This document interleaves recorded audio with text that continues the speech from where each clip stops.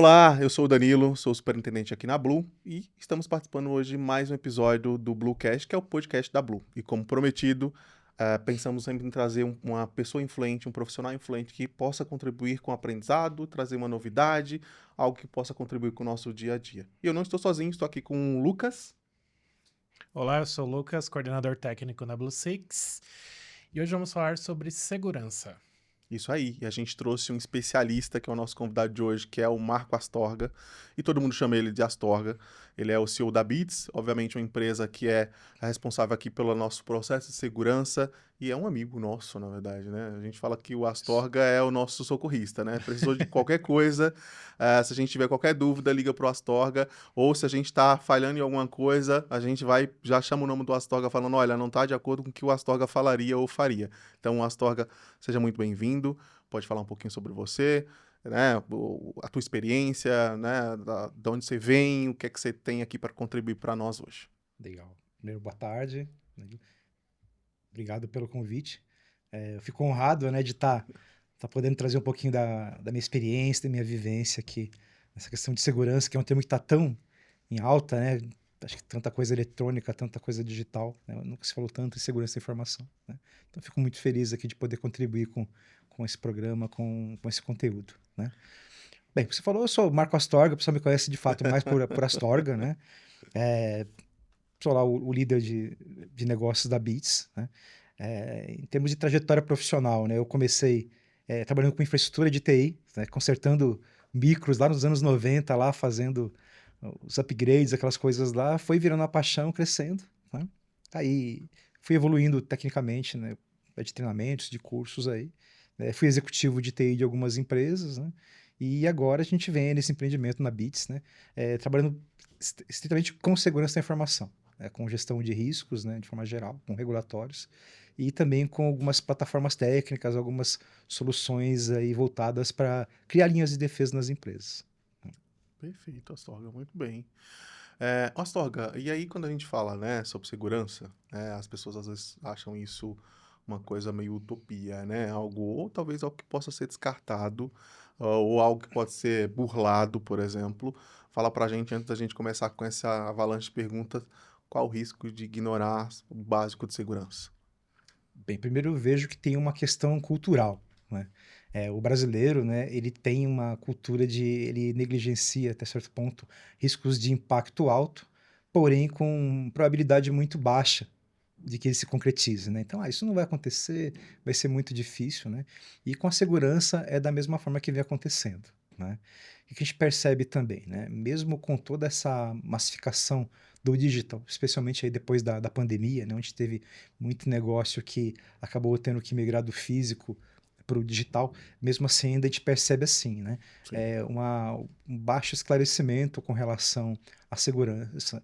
Isso tanto de quem opera negócio, né? De quem usa esse mundo conectado para entregar algum serviço, vender algum produto, né? Mas eu vejo, assim, principalmente falta de educação de segurança de parte dos usuários, da população, né? E essa falta de atenção, né, ela é potencializada porque hoje a gente tem praticamente aí, por exemplo, 2 dispositivos conectados por habitante hoje no Brasil, né? A gente tem banda larga farta, muito distribuída, né? Todo lugar que a gente vai tem Wi-Fi, tem conectividade, né? Porém, a educação das pessoas ela não evoluiu no sentido de ter atenção, Sim. né, com golpes, né? Recebe um e-mail fraudulento com uma promoção maravilhosa, mas mesmo assim, né, puxa vida, isso aqui é bom demais para perder, acaba caindo, né? Agora também essa onda que tem agora de ligações de centrais telefônicas fraudulentas, tentando aplicar golpes em cima de contas bancárias, né? Enfim, né? Eu vejo essa combinação assim de um criminoso que ele saiu das ruas e ele foi para o mundo da internet, né? Com a baixa visibilidade das pessoas com relação à segurança, eu vejo assim um cenário bem preocupante, né? No Sim. sentido dos impactos tanto na questão econômica, né, porque as pessoas perdem dinheiro, né, empresas perdem dinheiro, pessoas perdem suas economias num golpe, né, mas também assim no sentido de dentro das empresas, né, a gente vê empresas de grande porte, de importância social, inclusive, elas paralisarem as operações, porque às vezes um funcionário, um usuário ali desatento, clicou em um link, né, disparou, né, desencadeou um evento blocante dentro da empresa, né? E depois fica aquilo que a gente vê, negócios parados, clientes sem ser atendidos, pagamentos sem serem feitos, enfim, né? Todos esses dobramentos que tem, às vezes em função de um pouquinho de cuidado a mais com isso tudo. Perfeito. Bacana. E quais são as tendências que você enxerga para proteger os dados dentro de uma marca? Eu vejo, antes de tudo, educação. A segurança da informação, ela essencialmente não sai daquela tríade. Pessoas, tecnologia e processos. Dentro deles, é importante que você tenha tecnologias de defesa sofisticadas, movidas a IA para defender, que você tenha políticas claras que as pessoas, né, consigam executar, mas principalmente que você eduque pessoas, né, que você crie Tudo dentro envolve da sua... pessoas, né? Exato, é tudo sobre pessoas, no fim das contas, né? Porque elas que usam as informações, elas que vão estar em contato com o teu cliente, com o teu fornecedor, com o teu parceiro, né? Então, eu penso que a educação do usuário, né? O desenvolvimento de culturas de segurança que potencializam atitudes seguras no dia a dia com os ativos, né?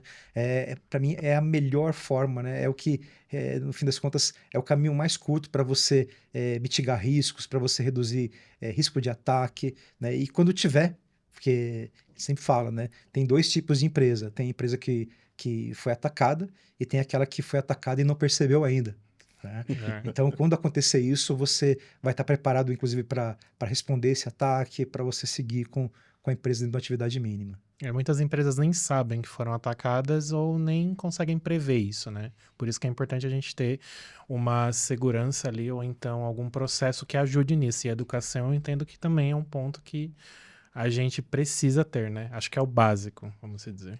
Com certeza. A gente tem histórico de ataques que o atacante ficou 6 meses dentro da empresa, dentro da rede da empresa, com acesso lá, preparando o ataque, né? Ele comprometeu toda a cadeia de backup da empresa para tirar dela a condição dela se recuperar após o ataque, né? E depois ele concretizou, né? Encriptando e disponibilizando as estruturas, né? Para cobrar resgates, né? Que a gente sabe são bilionários aí, envolve muito dinheiro nisso aí, né? Então, de fato, né? A gente percebe que assim, o atacante ele não acorda de manhã pensando, olha, hoje eu vou atacar a empresa não é um XPTO. movimento rápido. Não, né? não Planejado, né? não É planejado, É algo né? que é bem planejado, é muito bem estruturado. Temos aí quadrilhas aí de crime cibernético que muitas têm infraestrutura melhor do que muita empresa legítima. Temos de equipamentos, de acesso a tecnologias, de conectividade, né? Então, de fato, é um processo muito bem estruturado, muito bem planejado, né? E com a IA agora, né? A coisa mais do que nunca, né? Porque a IA, ela traz tanto para o bem quanto também para o desafio. Porque o fato é, né? A IA que, como eu vi um colega uma vez falando, de artificial não tem nada, né? Ela tem uma mente muito habilidosa, muito bem estruturada, que treinou aquele robô para aquele ataque, e ele vai executar tão bem quanto o original, porém, né, com muito mais resiliência, com muito mais acuracidade. Com certeza. O Astorga, a gente fala muito de cibersegurança, né? E aí, você conhece, obviamente, que a gente faz como empresa Blue, né? Especialista na parte de relacionamento e no processo de análise das interações dos clientes ali, das centrais de relacionamento. Como que você vê esse impacto e aí olhando, né? A visão de cibersegurança, mas o quanto que isso pode impactar no relacionamento com o cliente, né? Olhando principalmente para no cliente final ou o cliente que contrata, como que isso pode impactar? Danilo, com certeza impacta e está impactando, né? Tanto com relação ao quê? Ao cliente, que fica recebendo ligações fraudulentas, abordagens através de e-mail, de SMS, mas também a gente tem que considerar o quê? As pessoas, os analistas, os agentes das empresas, que também recebem contatos de criminosos tentando fazer fraude, se passando por outras pessoas, às vezes entregando dossiês de documentação completa para fazer um empréstimo fraudulento, né? E o que eu vejo, como que a gente consegue mitigar, como a gente reduzir esse risco? Eu vejo assim, a empresa, ela tem uma identidade de atendimento, é fato, né? Quem é cliente, especialmente quem é cliente há muito tempo de uma empresa, você sabe como é que é a abordagem, você sabe Sim, quando sim. que ele liga, como ele liga, por que canais que ele comunica. Então, eventualmente, você recebendo, recebi aqui uma ligação de um telefone celular de outro estado, dizendo que é o meu banco e que eu fiz uma operação assim, querendo que eu confirme. Meu banco não liga desse jeito. né? Mesma coisa com relação ao embalde, ao atendente, né? Ele ter protocolos, ele ter processos estruturados para identificar o cliente, né? Saber entender ali quando que aquilo deixou de ser de fato um contato legítimo e passou a ser, né, um contato ali mal intencionado, buscando obter alguma informação, alguma vantagem devida, né?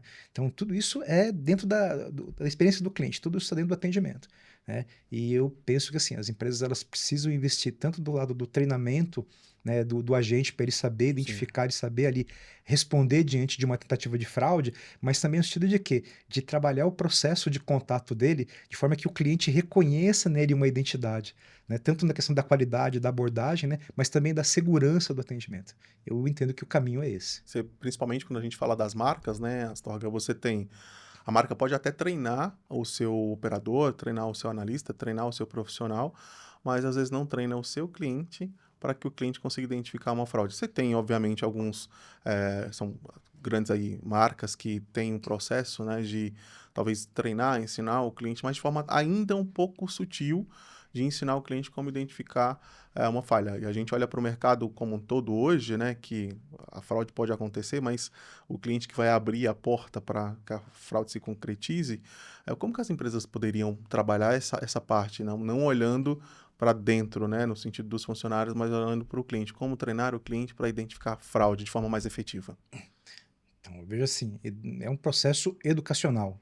Então, você comunicar claramente como que você aborda ele, por que canais que você aborda, né? Por exemplo, olha, nunca pediremos a tua senha por telefone, né? Nossos agentes, né, nossos consultores, eles não pegam esse dado seu.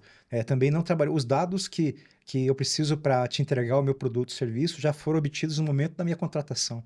Não vou pegar mais informações a respeito de você também, né? Com relação também à usabilidade dos aplicativos também, das plataformas, né? Então, eu vi um golpe de uma quadrilha que ela fazia, ela clonou o site de um banco, né? E o que ela fez? Ela criou uma entrada fajuta num DNS, né, que quem não sabe é o servidor que interpreta. E o que acontecia? Você chamava o site do banco, você batia primeiro nesse site fraudulento. O que acontecia? Quando você entrava com o teu usuário e a senha, seus dados bancários, ele dava um refresh, ele falhava, dava uma falha de página, né? E o que você faz quando acontece isso? Você dá lá F6 e você recarrega a Reload. página. Quando acontecia isso, de fato, ia para o site do banco, né? Porém, esse site fraudulento, ele era totalmente, esteticamente ele era muito diferente do original, né? Ele pedia informações diferentes, então, né? Será que se o cliente estivesse educado, né, reconhecesse ali, né, a entrega do banco, ele talvez não caísse nesse tipo de situação, né? Infelizmente está ficando muito, muito comum. Isso aí. Além Perfeito. desses exemplos que você citou, você consegue citar pra gente mais exemplos de quais são os ataques mais comuns cibernéticos? Ah, sim, Lucas. A gente tem o phishing, né, que deixou de ser simplesmente, né, o phishing de pescaria, ele deixou simplesmente de ser um ataque por e-mail, que o atacante muitas vezes despejava 2 milhões de e-mails, isso aí. Hoje não, os phishings hoje eles muitos são direcionados, ou seja, né, eles são, o alvo são pessoas que muitas vezes têm acessos críticos, né, que têm poder de decisão, que conseguem ajudar ali na concretização da obtenção da vantagem do criminoso, né? E a gente tem ataques extremamente sofisticados, muito bem feitos. Por quê? Porque, infelizmente, a gente tem um problema aqui no Brasil com vazamento de dados que é muito grande. Nós tivemos aí nos últimos 3 anos vazamentos extremamente importantes. E onde está o grande agravante disso, né? A quantidade de detalhes da nossa vida, né? Estou falando de hábitos de consumo, de tudo que esses atacantes têm, que estão à disposição dos atacantes na internet, é muito grande. Então, isso permite você cada vez mais ter ataques que você olha e eles parecem mais legítimos do que nunca, né?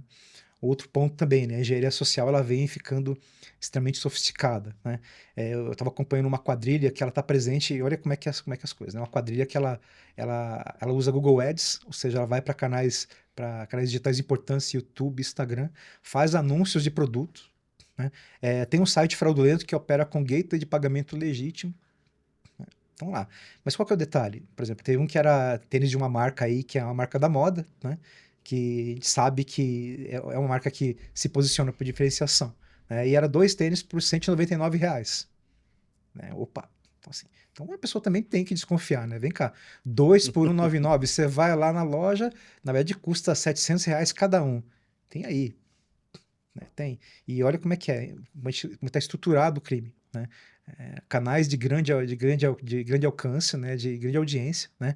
Usando o Google Ads, que hoje em dia, quando a gente fala de marketing digital, né? De grow market, é insumo básico para fazer, né? E usando de meios legítimos para fazer, para receber pagamentos também, né? Então, olha ao ponto da sofisticação que os criminosos chegaram, né?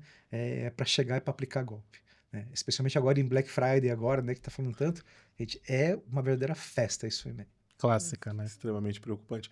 Ô, Astorga, e aí a gente falou, você tinha mencionado sobre IA, né? Mas pensando na inteligência artificial, como que ela pode impactar positivamente e negativamente nessa questão de segurança? Positivamente, Danilo, porque hoje em dia muitos produtos para linhas de defesa eles já estão usando IA, né, e machine learning Sim.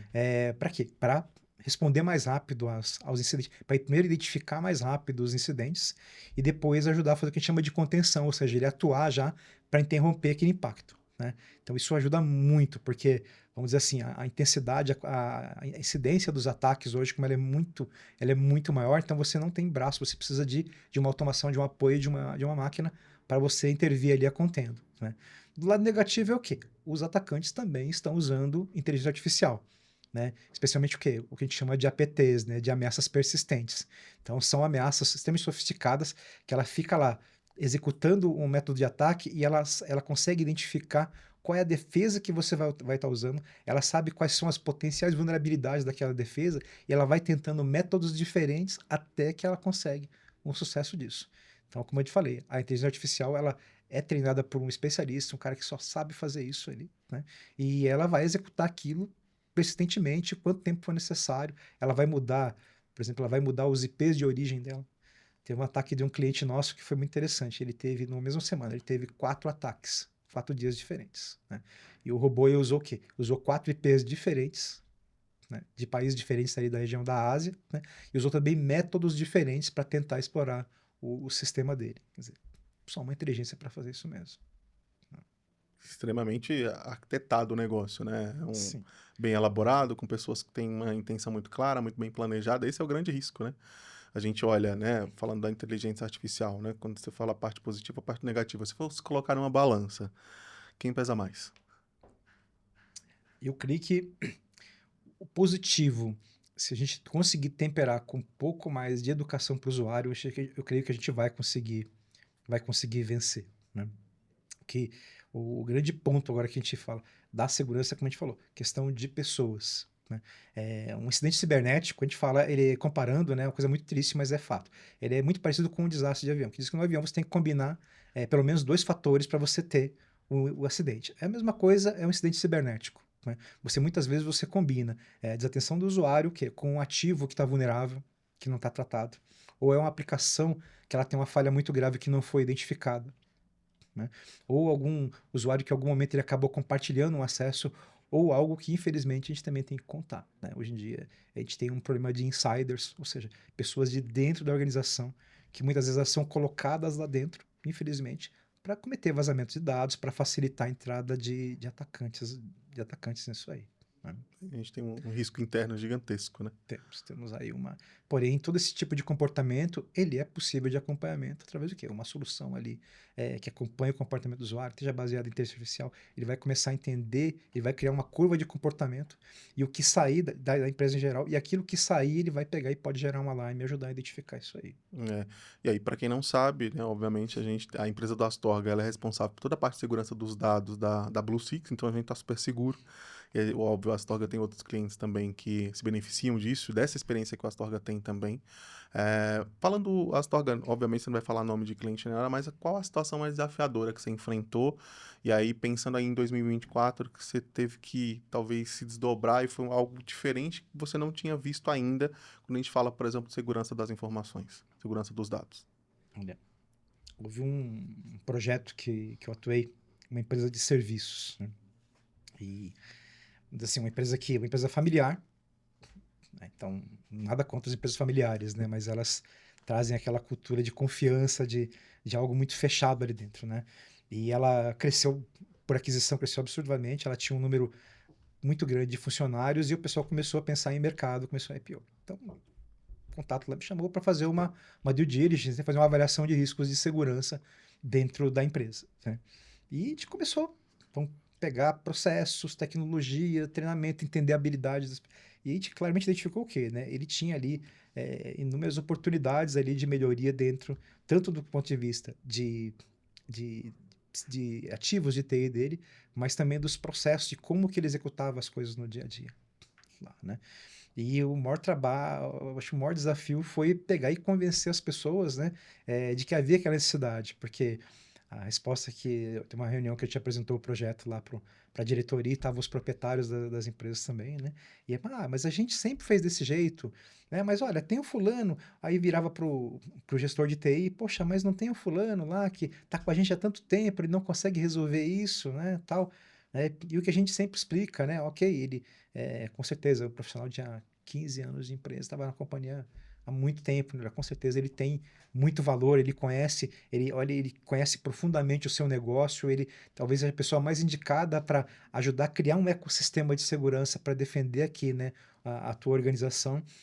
Porém, para o mundo que vocês estão querendo ir, para o salto que vocês querem dar, né, para uma empresa que vá para o mercado com oferta de ações, vocês vão ter que fazer movimentos diferentes, né?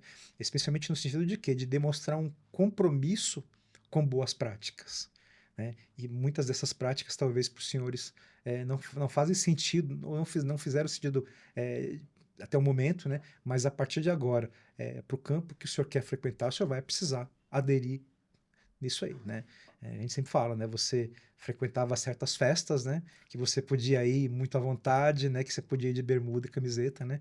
Ele queria ir para uma festa que demandava um traje a rigor. Então ele tinha que pegar e Se preparar, abandonar, né? Se se preparar, preparar. se adequar, né? Para esse novo mundo que ele tinha, que era um mundo de, sim, de muito investimento, de muito dinheiro, mas também de muita aversão a risco, né? Especialmente quando a gente fala ultimamente a gente fala muito de terceiros, né? De risco de terceiro. Então as empresas muitas vezes precisam trocar dados, elas precisam se interconectar com Sim. fornecedores, com parceiros, né? E eles precisam fazer de forma segura, né? Ele é muito difícil ele pegar e assumir o risco de fazer uma conexão, de trocar dados com uma empresa que ela não está estruturada para segurança e que ela pode cometer de forma indireta, né? Comprometer a infraestrutura dela, comprometer os dados dos clientes aí também. Nossa, que coisa, né? E olha que interessante. Algumas empresas, né, quando falam dessa questão de segurança, de investir em segurança, encaram esse investimento como custo, né, Astorga? Mas o custo maior é se você não investir na segurança dos dados, se você não se preparar. Então, as empresas precisam mudar essa cabeça de que não é um custo, isso é um investimento que é feito para não precisar usar, né? Ter lá dentro, bonitinho, tem uma empresa como a Bits, por exemplo, a Astorga liderando uma frente lá de implantação para a melhoria acho que da segurança dos dados, para que não precise usar. Essa é a ideia, né? Exato, Danilo.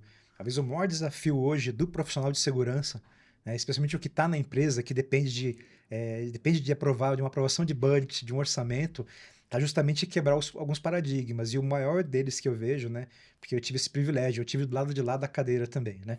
E o maior paradigma que tem que quebrar é essa questão de retorno de investimento. A segurança da informação, ela não tem retorno de investimento. Não tem. Você não tem como pegar e falar, olha, como que eu vou implementar aqui um sistema de EDR, ou trazer algo muito sofisticado, como que esse cara vai me retornar dinheiro? Ele não vai. Pelo contrário, você vai trabalhar assim, né? Que a gente chama de RONE, de risco de não investimento. Ou seja, você vai investir por quê? Você vai investir aquele dinheiro, porque se você tiver aquele impacto, você vai ficar 2, 3 dias sem receber, sem pagar, sem atender, né? Muitas vezes sem cumprir os seus contratos, seus SLAs, né? E aquilo vai custar muito dinheiro para você. E a gente fala assim, né? A primeira coisa que se olha, por exemplo, né, é na questão de multas, essas coisas assim. Mas eu vejo assim, o impacto na reputação da organização, esse sim, ele é devastador. E é irreparável, às vezes, né, Astorga? Exatamente, é muito difícil da empresa se recuperar. A gente tem casos de empresas que, especialmente quando a gente fala de pequenas e médias, que elas desapareceram em função de um incidente cibernético, né? Ele, às vezes, era uma empresa de nicho que atendia 4, 5 empresas grandes, exigentes, né? Ele teve um incidente, ele deixou de ser confiável como fornecedor e ele perdeu, a carteira dele derreteu de uma hora para outra, a empresa desapareceu. Né? Então, investimento de segurança você tem que investir de fato. É como a gente fala, como seguro de carro. Né? Você quer pagar, mas você não quer usar. Não quer, de jeito nenhum. É um investimento para você não ter prejuízos no Sim. futuro. E calcular é muito difícil, Lucas, porque, por exemplo, tivemos aí um incidente com uma empresa grande aí dessa área de atendimento, né? E os custos que tiveram, tanto assim, eles tiveram custos, tanto lógico, né, de quebra de contrato de multa, mas assim, eles tiveram que contratar empresas para operar, para ele conseguir operar os contratos que ele tinha. Ele teve que fazer investimentos, né, na recuperação dos ativos dele. É algo extremamente custoso. Tá? Hoje Sim. você não faz um ambiente que é infectado por ransomware, né? Você não gasta menos aí de 8 dígitos para você conseguir recuperar esse ambiente, né? E você tem a questão reputacional também, né? A desconfiança que fica.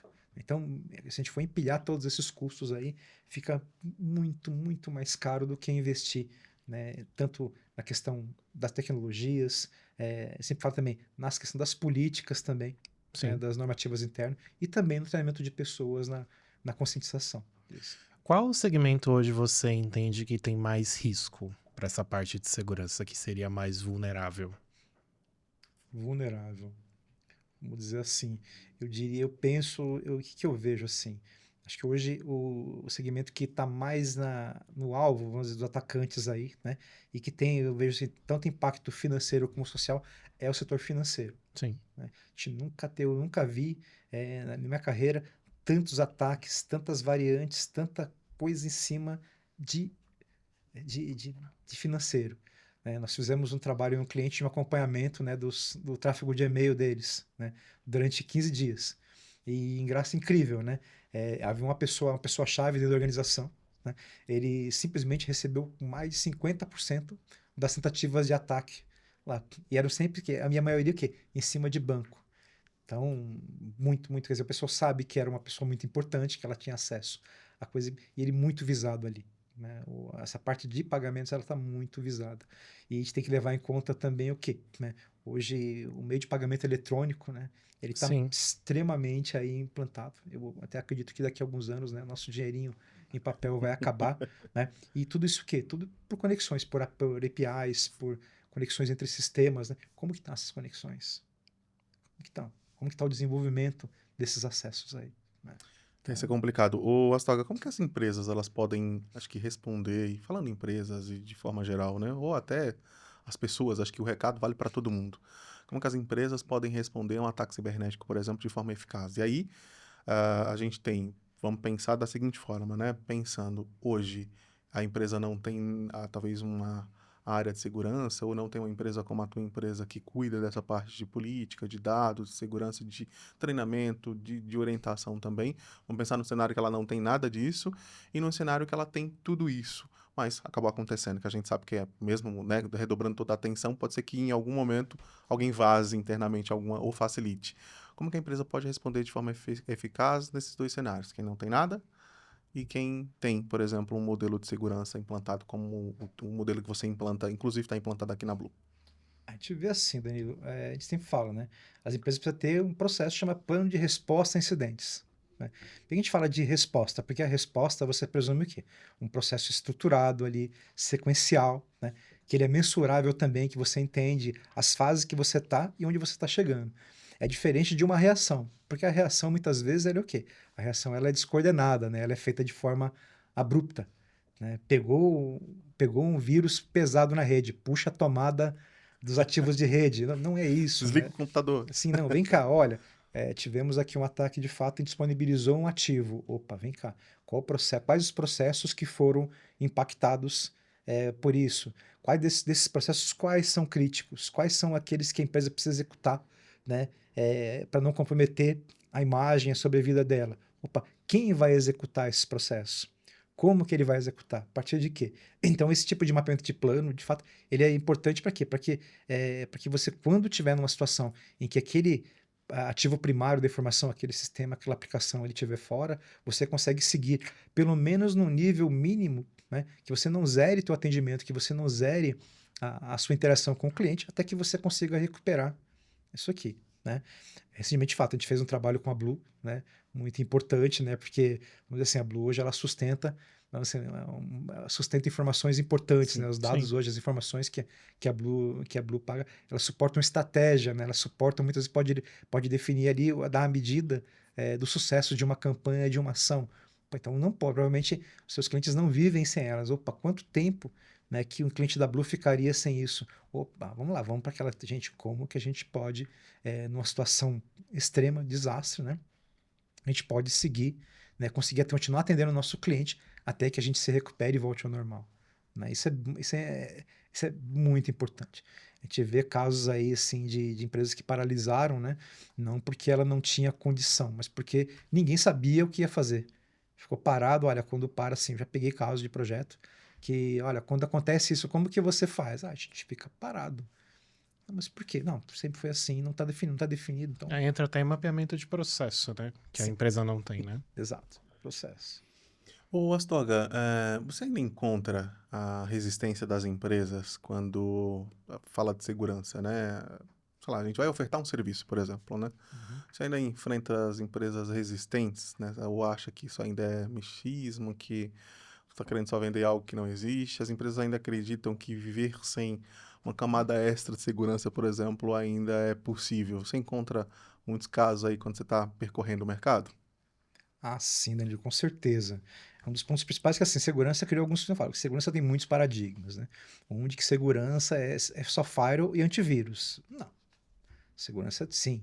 Tecnologias, entra também processos, educação, né? Então, muitas vezes, por exemplo, quando a gente, caso que hoje em dia também está muito importante, que é a questão da segurança das aplicações, né? Então, quando você pega o cliente e olha, vem cá, essa aplicação tua, você já fez algum teste, por exemplo, algum pen teste?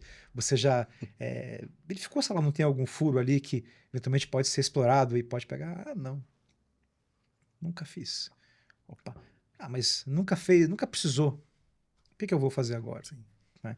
Então, é assim como, né, tinha um ponto, por exemplo, quando surgiu o caso da LGPD, quando surgiu a lei, né, todo mundo achou que ia ser uma avalanche, né? E não é um movimento exatamente, né? A gente vê que, assim, quem está correndo atrás da LGPD, assim como está de segurança também, é porque está tendo muita cobrança dos clientes, Sim. Sim. né? Ele está precisando se posicionar com relação à segurança, né? Para ele se mostrar seguro, para ele se mostrar resiliente, para ele conseguir fornecer, para ele conseguir participar do mercado. Isso que eu venho visto aqui. Mas o pessoal, em geral, assim, criou aquela coisa, olha, nunca precisei, por que tem que fazer agora? Essa é a pergunta. Pergunta cruel. Exatamente. Conta pra gente um case de sucesso que você tem com a Blue Six. A Blue, vamos dizer assim, a Blue nossos clientes especiais, né?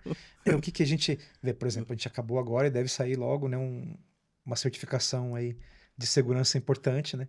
Que eu creio que vai habilitar a Blue para hoje já frequentes mercados importantes, mas vai trazer aí um outro patamar para Blue, né? Mas o que a gente vê que é muito, muito interessante, né? Muito importante, né? O cuidado, né?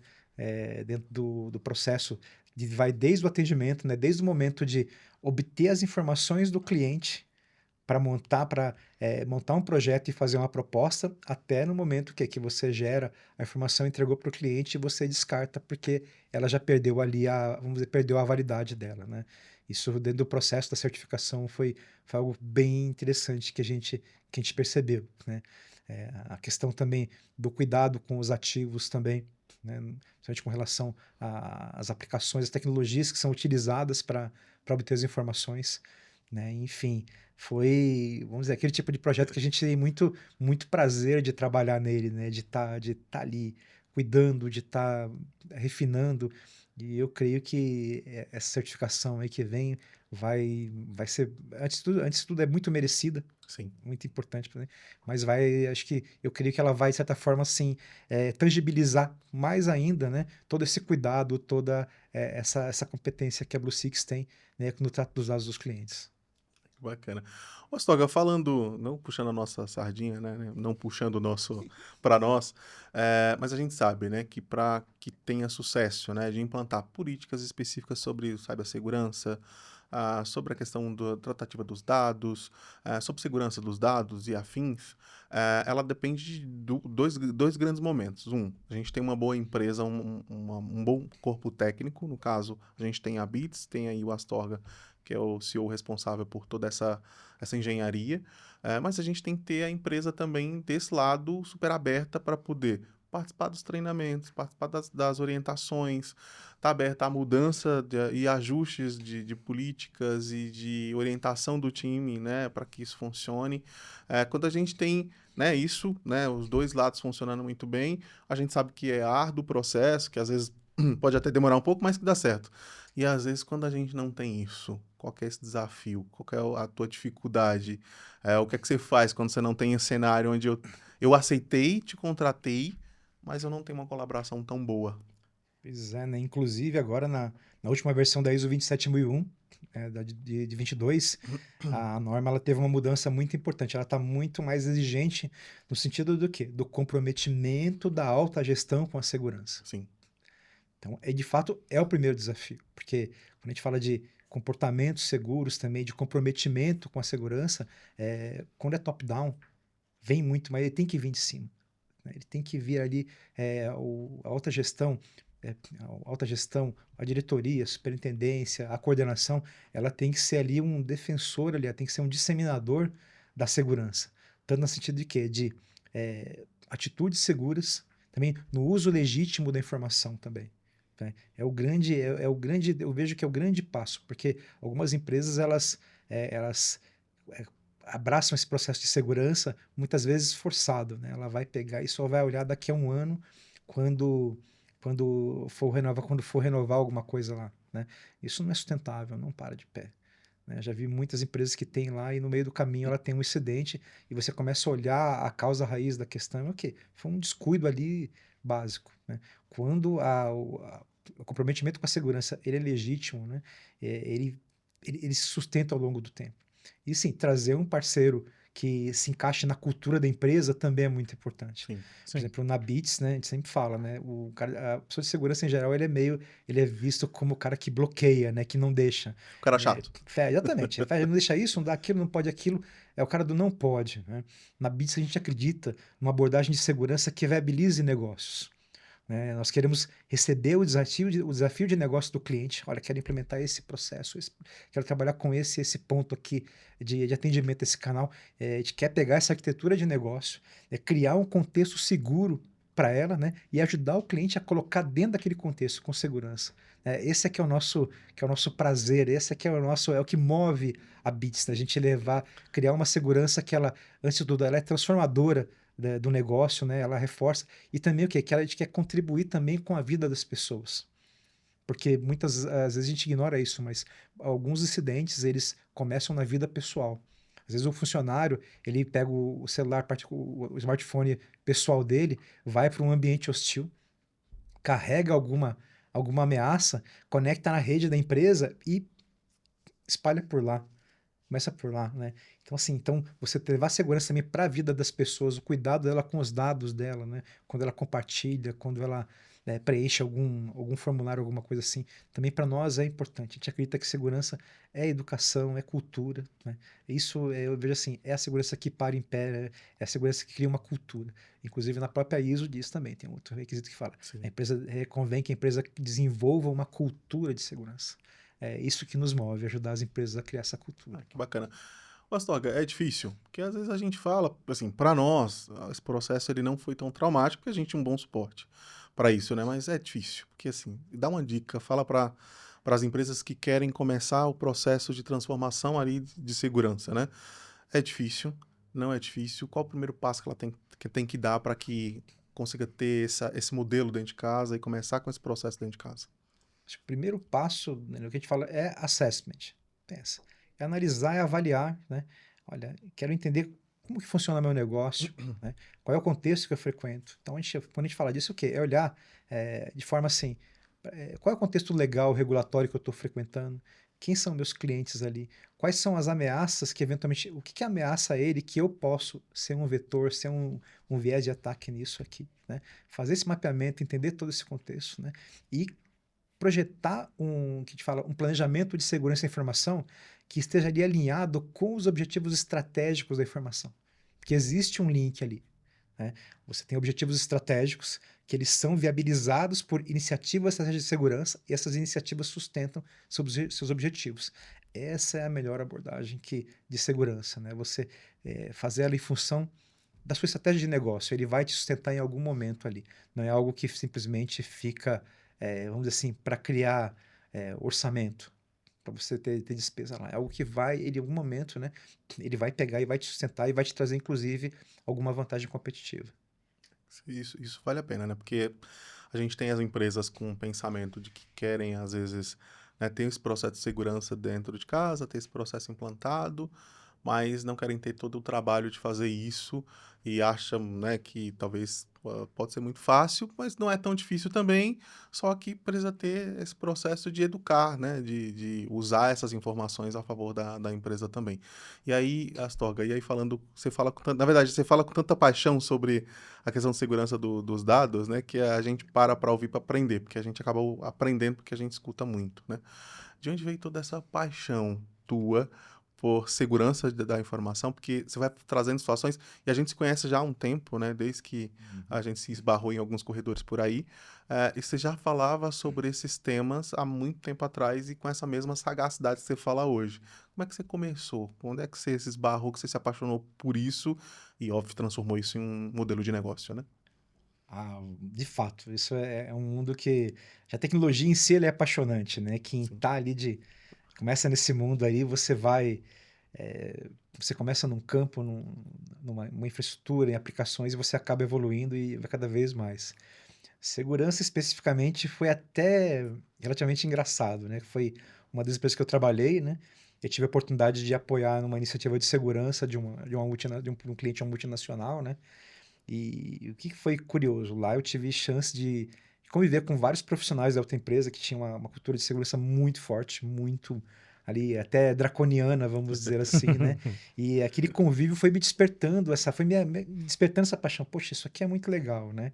E aí vem, né? A gente começa a frequentar eventos, começa a participar de hackathons, de várias coisas assim. E você vai cada vez mais se aprofundando, Danilo. É algo que né? Não tem como parar, vamos dizer assim, né? Processo vivo, né? Exatamente. E aprendizado, né? Acho que assim, nunca se falou tanto de lifelong learning, né? Então, assim, é aprendizado constante, Sim. né? Então, às vezes eu falo pro pessoal, né? Hoje ainda, a gente acaba consumindo aí por mês, talvez, de treinamentos de 100 a 150 horas por mês de treinamento aí. Para lá e vai, muito, muito conteúdo, muito livro, enfim, a gente está sempre alimentando essa paixão aí, né? E, sobretudo, é um mercado que exige que você esteja atualizado, né? É muito dinâmico, algo que evolui muito, né? Então, a gente está sempre tendo que pegar, e não só para segurança específico, né? A gente tem que olhar muito para negócio, porque quem fala, a segurança que é bacana, que gera retorno, é aquela que protege negócio. Então, exige também que a gente se aprofunde nos modelos de negócio dos clientes, né? Entenda qual que é o risco, né? Qual que é o risco da hora da verdade dele com o cliente dele, né? Não é um processo isolado, né? Tá correlacionado com os demais, né? Exatamente. Já teve casos, às vezes eu estar no supermercado com a minha esposa, né? E a gente vê alguma situação, né? E aí poxa, cara, não vou aguentar. E liga para um parceiro, né? Cara, você já viu isso aqui? Você acha que dá para fazer isso aqui? Poxa, você tá onde, né, Marco? Eu tô aqui. O rapaz, a gente tá conversando com eles para fazer um piloto aí. Opa, então eu tô no caminho, né? Mas é algo que, de fato, liga a gente assim 24 horas por dia, assim.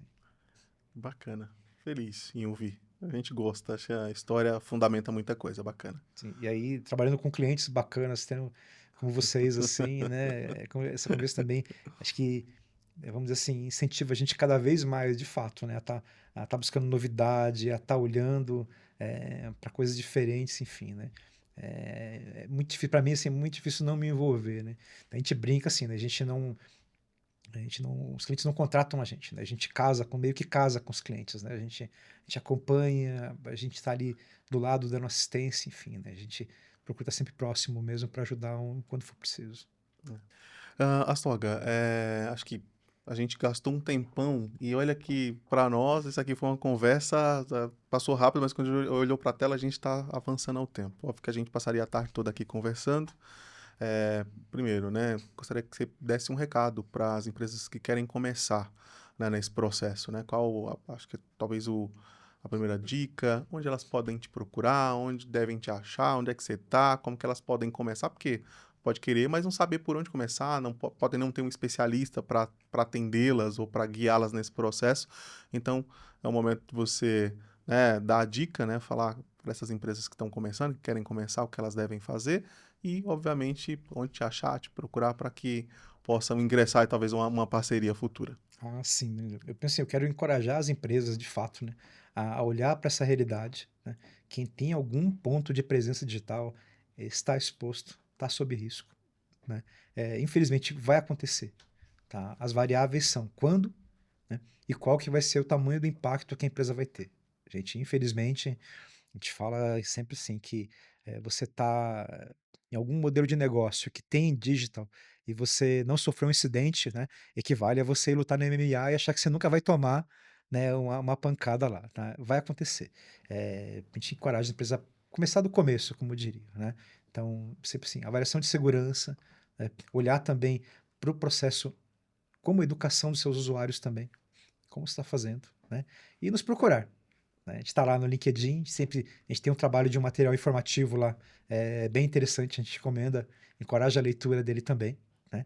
E então os contatos, fique à vontade de nos procurar lá, é algo que a gente faz com muito prazer, com muito gosto, né? A gente é apaixonado por isso e a gente adora disseminar essa cultura. Show de bola, Astorga. Primeiramente, obrigado. Foi um prazer te ter aqui. A gente já se conhece, a gente, na verdade, né, a gente usa o Astorga aqui dentro da Blue e a gente se sente muito seguro com essa prestação de serviço, aquilo que você faz, as orientações e tudo mais. Obrigado pelo teu tempo, de compartilhar o teu conhecimento com a gente. Quem vai nos assistir, que eu acho que é extremamente rico, né? E é uma porta de entrada para que as pessoas entendam que é possível você ter uma segurança dentro de casa, você melhorar aquilo que você já tem, você pode ter profissionais muito bem recomendados ali para poder, né, guiar nessa empreitada. Então, espero que a gente possa ter outros momentos como esse. Foi um prazer te receber aqui. Obviamente, né, ficamos por uma próxima conversa.